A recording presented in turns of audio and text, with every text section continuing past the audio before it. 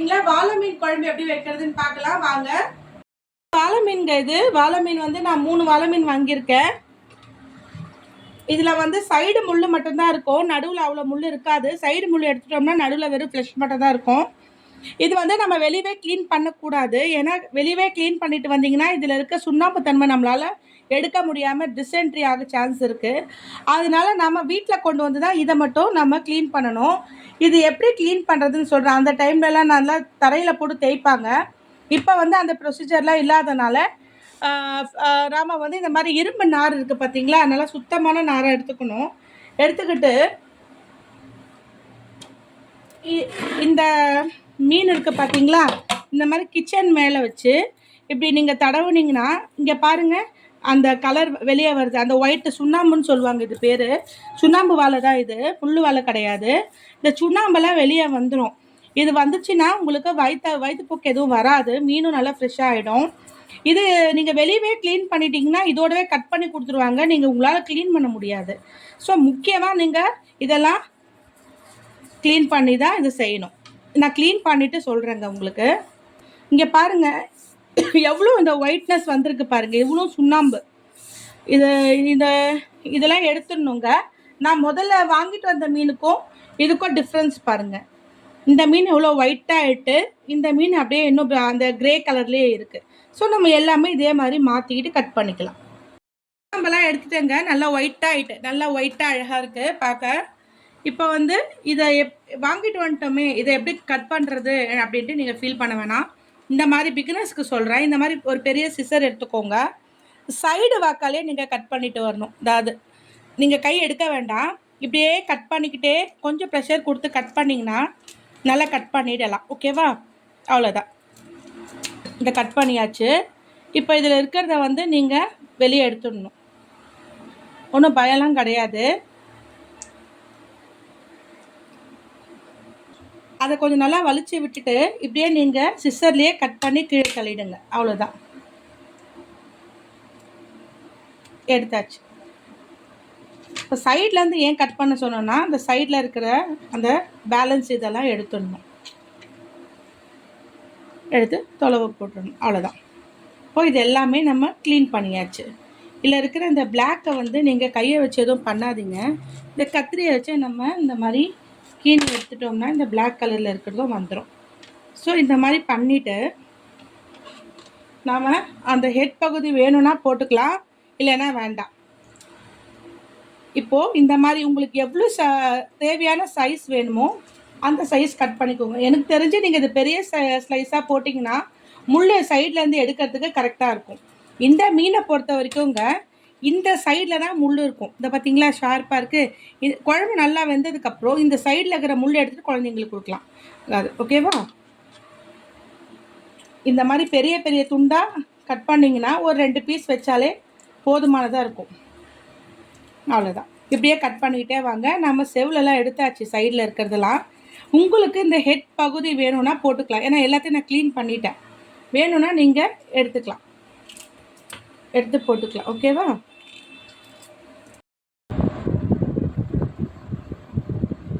வாழை மீன் குழம்பு எப்படி வைக்கிறதுன்னு பார்க்கலாம் வாங்க. வாழை மீன் குழம்புன்னு சொல்லுவாங்க, வாழை மீன் தித்துப்புன்னு சொல்லுவாங்க. நான் நல்லா வாஷ் பண்ணி இந்த மாதிரி ஸ்லைஸ் போட்டு வச்சுருக்கேங்க. இது 1.5 கிலோ மீன். இதுக்கு தேவையான பொருட்கள் வந்து 3 பெரிய வெங்காயம் எடுத்திருக்கேன், பேஸ்ட் பண்ண போகிறேன் கட் பண்ணி. இதுவும் வந்து தக்காளி 3 எடுத்திருக்கேன், சின்னதாக எடுத்திருக்கேன். இது கொஞ்சம் பெரிய வெங்காயம். தக்காளி வந்து அதை விட மீடியம் சைஸ் கம்மி, சின்ன தக்காளி 3 எடுத்திருக்கேன். பச்சை மிளகாய் வந்து நான் 4 எடுத்துக்க போகிறேன். பேலன்ஸ் எடுத்து வச்சிடலாம், வேண்டாம், மொத்தமாக 4 தான் வேணும் நம்மளுக்கு. அப்புறம் குருமா டைப்பில் இருக்கிறதுனால இஞ்சி பூண்டு பேஸ்ட் சேர்க்குறோம். அப்புறம் கல்லுப்பு, பட்டை வகைகள் சேர்த்துருக்கேன். பட்டை வகைகள் வந்து கல்பாசி, அன்னாச்சிப்பூ, கிராம்பு, பட்டை, லவங்கம், ஏலக்காய், மராட்டி மொக்கு எல்லாமே இருக்குது. அதுக்கு பேர் தான் பட்டை வகைகள். இது வந்து நம்ம வீட்டில் அரைச்ச மிளகாய் பொடி எல்லாமே கலப்படமாக சேர்த்து அரைச்சது. இது வந்து நல்லா பெரிய டேபிள் ஸ்பூனில் வந்து நான் 2.5 ஸ்பூன் எடுத்திருக்கேன். தனியா பொடி நான் சேர்த்து அரைச்சிருக்கேன், இருந்தாலும் தனியாக வச்சுருக்கேன். நான் தனியா பொடி வந்து நல்லா 1.5 டேபிள் ஸ்பூன் வச்சுருக்கேன். மஞ்சள் பொடி 1/2 டேபிள் ஸ்பூன் வச்சுருக்கேன். இது வந்து ஆக்சுவலாக கரம் மசாலா சேர்ப்பாங்க, நான் வந்து நாட்டுக்கோழி மசாலா சேர்க்குறேன். நாட்டுக்கோழி மசாலா வந்து நல்ல பிராண்ட் பார்த்து வாங்கிக்கோங்க. கரம் மசாலா விட நாட்டுக்கோழி மசாலா வந்து இந்த மீன் குழம்புக்கு ரொம்ப ஆப்டாக இருக்கும். அதனால் நாட்டுக்கோழி மசாலா 1.5. லாஸ்ட்டாக வந்து தேங்காய் வந்து அரைச்சி இந்த முந்திரி பருப்போடு சேர்த்து அரைச்சி பேஸ்ட் பண்ணி ஊற்றணுங்க. அதான் குழம்போட திக்னஸ் கிடைக்கும். லாஸ்ட்டாக கார்னிஷிங்க்கு வந்து கொத்தமல்லி கருவேப்பிலை. வாங்க எப்படி செய்யுதுன்னு பார்க்கலாம். இந்த மாதிரி பெரிய ஜாரில் வந்து நான் வந்து இந்த மாதிரி அந்த 3 வெங்காயம் சொன்னோம் இல்லையா, தோலெல்லாம் எடுத்துகிட்டு இந்த மாதிரி ரஃப்பாக கட் பண்ணி போட்டுக்கோங்க. ஏன்னா நம்ம பேஸ்ட் பண்ண போகிறோம். இது கூட வந்து நம்ம பெருஞ்சீரகம் போட்டு அரைக்க போகிறோம், வேறு ஒன்றும் இல்லை. வெறும் பெருஞ்சீரகம் மட்டும்தான் அரைக்க போகிறோம். ஆல்ரெடி நம்ம இஞ்சி போட்டு பேஸ்ட் பண்ணியாச்சு. இதை அரைச்சி முடிச்சதுக்கப்புறம் நம்ம தக்காளி அரைஞ்சிக்கலாம். ஓகேவா? இப்போ நான் போட்டாச்சு. பெருஞ்சீரகம் போடுறேங்க. பாருங்க, இந்த அளவுக்கு வந்து நான் 1 டேபிள் ஸ்பூன் அளவு பெருஞ்சீரகம் சேர்த்துக்கிறேன். இதில் லைட்டாக நம்ம தண்ணி விட்டு இந்த பதத்தில் இருந்தால் போதும். வாங்க எப்படி செய்யுதுன்னு பார்க்கலாம். நல்லா ஓப்பன் கடாயில் கனமாக இருக்கணும் கடாயி. இந்த மாதிரி நல்லா ஒரு கரண்டி, குழம்பு கரண்டி நிறைய எண்ணெய் ஊற்றிக்கோங்க. எண்ணெய் ஊற்றி அது கொஞ்சம் ஹீட் ஆனவுடனே பட்டை வகைகள் போட்டுக்கோங்க. பட்டை வகைகள் போட்டு லைட்டாக சாட்டே பண்ணிக்கோங்க. சாட்டே பண்ணி முடித்த உடனேயே நாம் அரைச்ச இந்த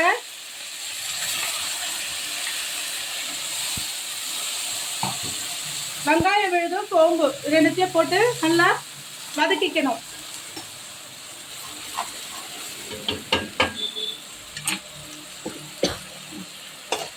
நல்லா வதக்கிக்கோங்க. இது வதக்கும் போதே 2 ஐட்டம் சேர்த்துக்கணும். என்னென்னா உப்பு, மஞ்சள் பொடி.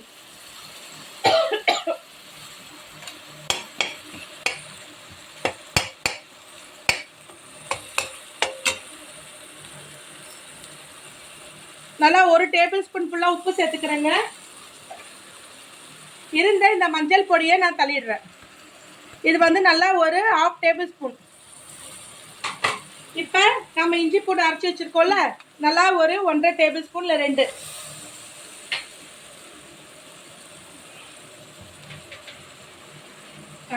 தக்காளி வச்சுருந்தேன்ல, அதை வந்து நம்ம 1 பாதியமாக அரைச்சிக்க போகிறோம். நல்லா சாஃப்டாக மையாக அரைக்க போகிறது இல்லை, நம்ம 1 பாதியமாக தான் அரைக்க போகிறோம்.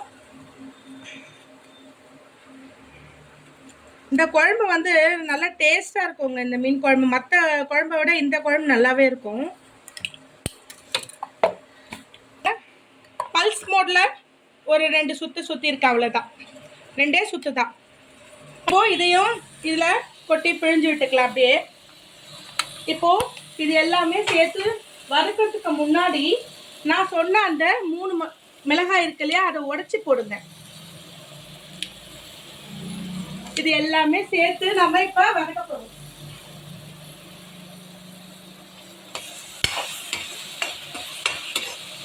நல்லா இந்த மாதிரி வதக்கணும். ஏன்னா எல்லாமே வந்து நம்ம ராவா போட்டிருக்கிறதுனால இதை நல்லா வதக்கியே ஆகணும், இல்லைன்னா பச்சை வாடை அடிக்கும். ராவா போட்டிருக்கோங்க எல்லாமே, எல்லா வெஜிடபிள்ஸும். அதனால அதாவது வெங்காயம், தக்காளி, இஞ்சி, பூண்டு எல்லாமே முதல்ல வதக்காமல் ராவா போட்டு அரைச்சதுனால நம்ம இப்போ நல்லா இதை எண்ணெயில் சாட்டே பண்ணிக்கணும். கொஞ்ச நேரம் ஒரு 5 to 10 மினிட்ஸ் சாட்டே பண்ணிக்கலாம்.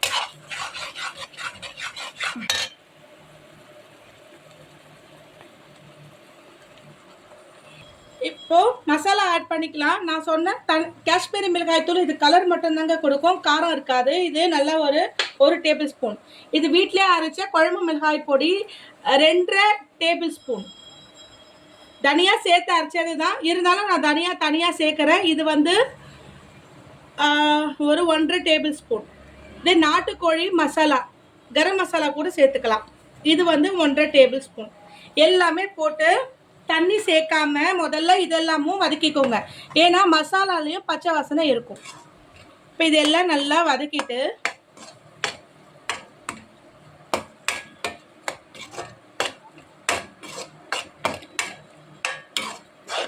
இந்த மாதிரி வதக்கி முடிச்ச உடனே நம்ம அந்த மிக்ஸி ஜாரை கழுவி கொஞ்சம் தண்ணி ஊற்றிட்டு அது மேல் பட்டு பேலன்ஸ் தண்ணி ஒரு 1/2 சொம்பு தண்ணி சேர்த்துக்கலாம். அரை சொம்போ 1/4 சொம்போ சேர்த்துக்கோங்க. ஏன்னா நம்ம தேங்காய் அரைச்சி ஊற்ற போகிறதுனால அது கெட்டியாயிடும். நான் வந்து இந்த குழம்புக்கு வந்து நான் ஒரு அரை சொம்பு தண்ணி ஊற்றிக்கிறேன்.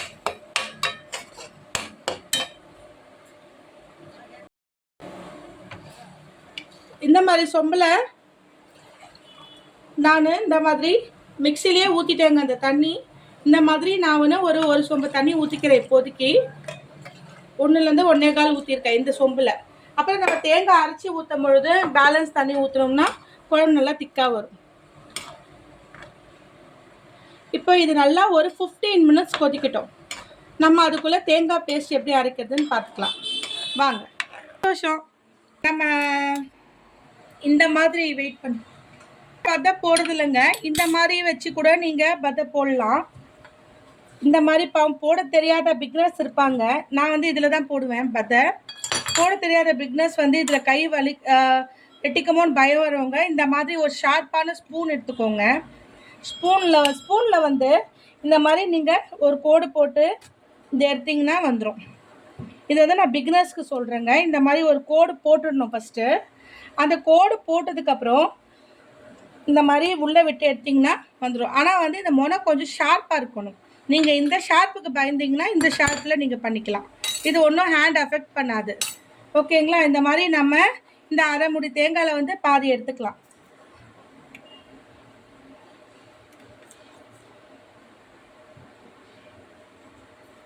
நம்ம மசாலா அரைச்ச அதே மிக்சி ஜாரில் வந்து நான் இந்த மாதிரி 5 ஸ்லைஸ் வந்து இது போட்டு தேங்காய் போட்டுட்டு நம்ம பசங்களாம் சாப்பிட்றதுனால ஒரு 10 முந்திரி பருப்பு இந்த மாதிரி போட்டு அரைச்சா அந்த காரம் குறையாதுங்க. நல்லா தான் இருக்கும், டேஸ்ட்டாக தான் இருக்கும். முந்திரி பருப்பு போடுறது ஸ்வீட்னஸ்லாம் வராது, நல்லாவே திக்னஸ் தான் ஆகும். ஃபஸ்ட்டு அரைச்சிட்டு அப்புறம் தண்ணி சேர்த்துக்கலாம்.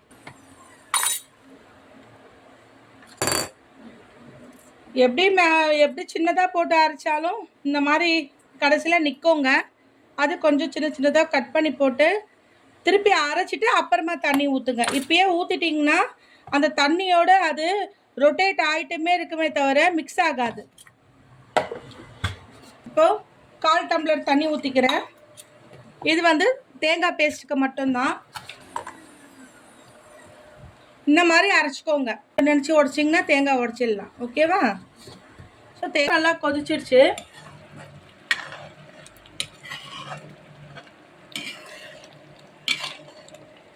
இது நல்லா கொதித்து வரும்பொழுது எண்ணெய் பிரியும். நம்ம எண்ணெய் பிரியும் போது தான் அந்த தேங்காய் ஊற்றணுங்க. இப்பயே ஊற்றக்கூடாது. இந்த குழம்பு கொஞ்சம் திக்காக தான் இருக்கும். உங்களுக்கு தேவையான அளவு. ஆனால் ரொம்ப தண்ணியாக தான் குழம்பு டேஸ்ட் இருக்காது. இந்த மாதிரி திக்காக இருந்தால் நல்லாயிருக்கும். இப்போ நாம் என்ன பண்ணணும், இந்த தேங்காய் அரைச்சோம் இல்லையா, இந்த குழம்பு வந்து எங்கள் ஹஸ்பண்ட்க்கும் எங்கள் பெரிய பாப்பாவுக்கும் ரொம்ப பிடிக்குங்க.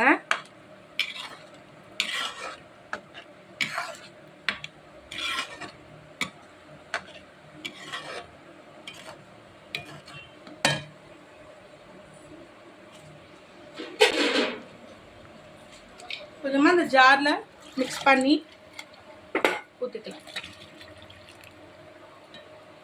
இப்போ இது நல்லா கொதித்து எண்ணெய்லாம் பிரிஞ்சு வரும்போது நம்ம மீன் சேர்த்துக்கலாம். உப்பு காரம் பார்த்துக்கோங்க.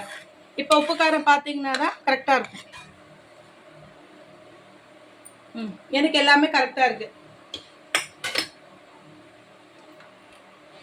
இப்போது பேலன்ஸ் எண்ணெய் இருக்கு இல்லையா, அதையும் ஊற்றிக்கலாம். ஊற்றிட்டு கொஞ்சம் ஹை ஃப்ளேமில் வச்சு இதை மூடி போட்டு மூடிடுங்க. எடுத்துக்குள்ள நம்ம கொத்தமல்லியெல்லாம் சாப் பண்ணி வச்சுக்கலாங்க. நம்ம குழம்பு செய்யும் பொழுதே இந்த மாதிரி சின்ன சின்ன வேலையெல்லாம் பண்ணிக்கிட்டால் தான் நம்மளுக்கு வந்து குழம்பு சீக்கிரமாக முடியும். நம்ம இதெல்லாம் வந்து கேப் விட்டு பண்ணோம்னா வந்து குழம்பு வைக்கிற டைம் ரொம்ப அதிகமாகும். எல்லாம் பிளான் பண்ணி கரெக்டாக பண்ணோம்னா ஒரு 1/2 hour 20 மினிட்ஸில் இதை வச்சிடலாங்க. இந்த குழம்பு 20 மினிட்ஸ் போதும். ஓகேங்களா?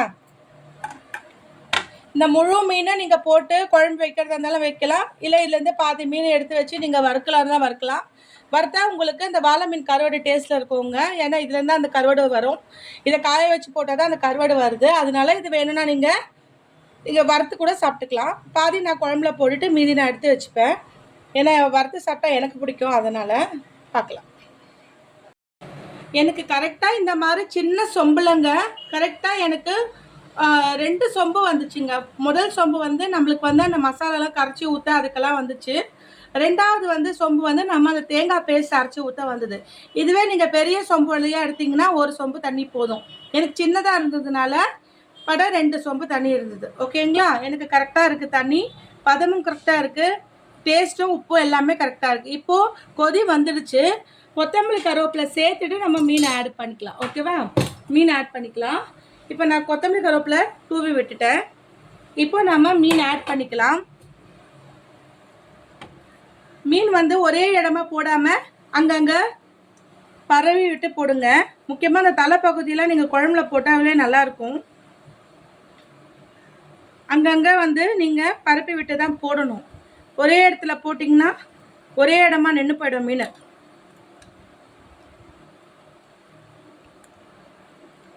நான் 3/4 மீன் போட்டேங்க.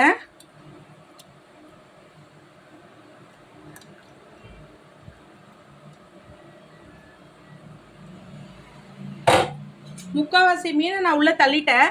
ஒரு 4 பீஸ் 5 பீஸ் தான் தனியாக எடுத்து வச்சுருக்கேன் வறுக்கிறதுக்காக. ஏன்னா இந்த மீன் வறுத்தா அவ்வளோ டேஸ்ட்டாக இருக்கும். இந்த மீன் குழம்பு வந்து என் பெரிய பொண்ணு பிரித்திகாவுக்கும் ரொம்ப பிடிக்கும், எங்கள் ஹஸ்பண்டுக்கும் பிடிக்கும்.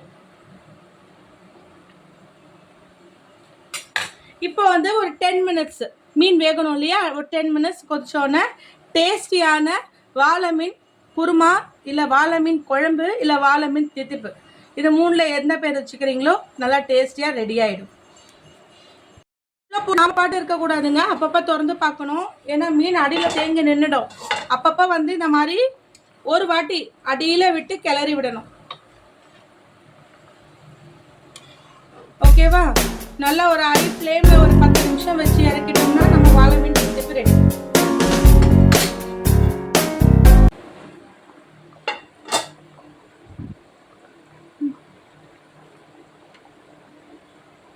இந்த குழம்பு நல்லா கொதிச்சு எண்ணெயெல்லாம் பிரிஞ்சிச்சு. ஸ்டவ் ஆஃப் பண்ணியாச்சு. வாங்க ப்ரெசன்டேஷன் பார்க்கலாம். இது எடுக்கும் போதுப்பா நல்லா அடியிலேருந்து ஒரே வாட்டி தான் எடுக்கணும். போட்டு கிளறக்கூடாது. கிளறினீங்கன்னா மீன் உடஞ்சிரும். நம்ம ப்ரெசன்டேஷன் பண்ணும்போது இந்த மாதிரி ஒரு ஹாட் பாட்டில் ஃபஸ்ட்டு மீனெல்லாம் எடுத்து போட்டுக்கோங்க. எடுத்து மீன் போட்டுட்டு இதை அது மேல் பட்டு இந்த குழம்பை வந்து அதில் ஊற்றிக்கோங்க. மீனோட குழம்போடு சேர்த்து ஊற்றுனீங்கன்னா அது வந்து உடஞ்சிரும். இன்னொரு விஷயம் என்னென்னா, செஞ்ச உடனே சாப்பிடக்கூடாது. ஒரு 1/4 ஹவர் வெயிட் பண்ணுங்கள். இல்லை இதை வச்சுருந்து கூட நாளைக்கு சாப்பிட்டா இன்னும் நல்லாவே இருக்கும். மீன் குழம்பு பொறுத்த வரைக்கும் அப்படி தான். அதே மாதிரி கருவாடு குழம்பும். இப்போது எல்லா மீனும் இதில் போட்டு நான் குழம்பு நல்லா ஊற்றியிருக்கேன். இப்போ ஒரு ட்ரிக் ஒன்று சொல்கிறேன்.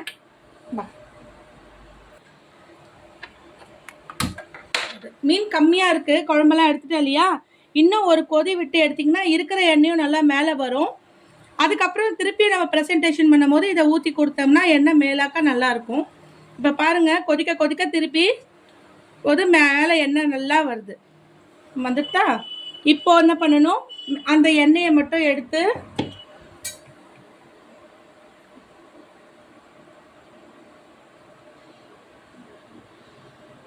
மேலே ஊற்றுனீங்கன்னா இன்னும் நல்லா பார்க்குறதுக்கு அழகாக நிறைய எண்ணெய் சேர்த்து செஞ்ச மாதிரி ஒரு ட்ரிக்கு.